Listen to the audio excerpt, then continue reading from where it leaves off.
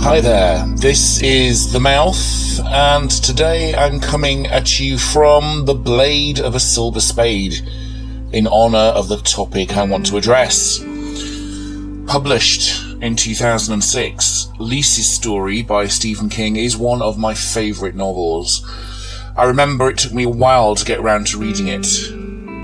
At that time, I was a voracious Stephen King fan, and had journeyed with him for many years through the desert and over the mountains, through Midworld and into the Dark Tower, and beyond. Yes, the Dark Tower had rolled around on its cycle. The ending unsettled me, but I had since come to realise that it was the only possible ending that would have worked. I had gobbled down Cell earlier in the year, but Lisey's story seemed like a bit of a departure. The story of the wife of a world-famous author after his death. It sounded like old Stephen was trying something a bit outside the box. Maybe I wasn't interested. Damn, but was I wrong. Something new, yes, but this was classic King, enhanced and amplified. It resonated with me again and again as he truly inhabited this widow. The main narrative takes place over only a few days, but with detailed rememberings from Lisey, filled with emotion and colour. The monsters are both human and supernatural, although supernatural is perhaps the wrong word. In Lisey's story, King delves into archetypal fears and a Jungian description of the word pool into which we all dive when creativity strikes. It is his take on the collective unconscious, but wrapped in the nightmare of a tortured soul. I think if you are a writer and you have never read any other Stephen King work, then you should read this one. Time and again it resonates, each strike pulling your heart further into the character of Lisey, until you are her.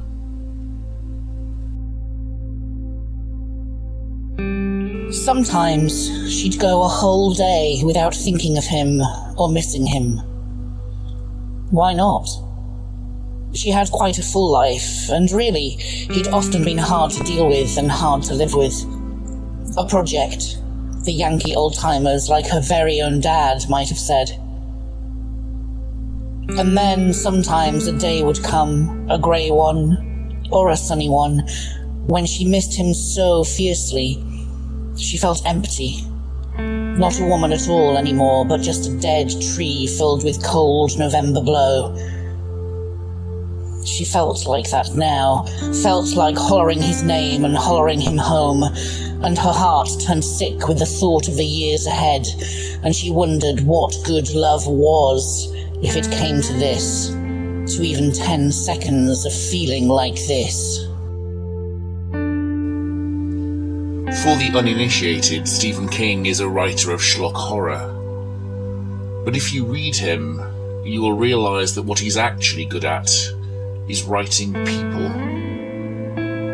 They happen to be people in extraordinary situations, and they behave authentically because we know them so intimately.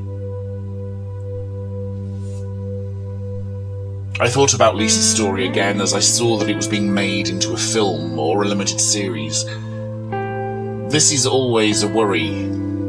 I have still not brought myself to watch the Dark Tower film, even though I know it is a universe apart from the books. But then you have your Miseries and your Gerald's Games, the latter of which I could not imagine how they were going to adapt.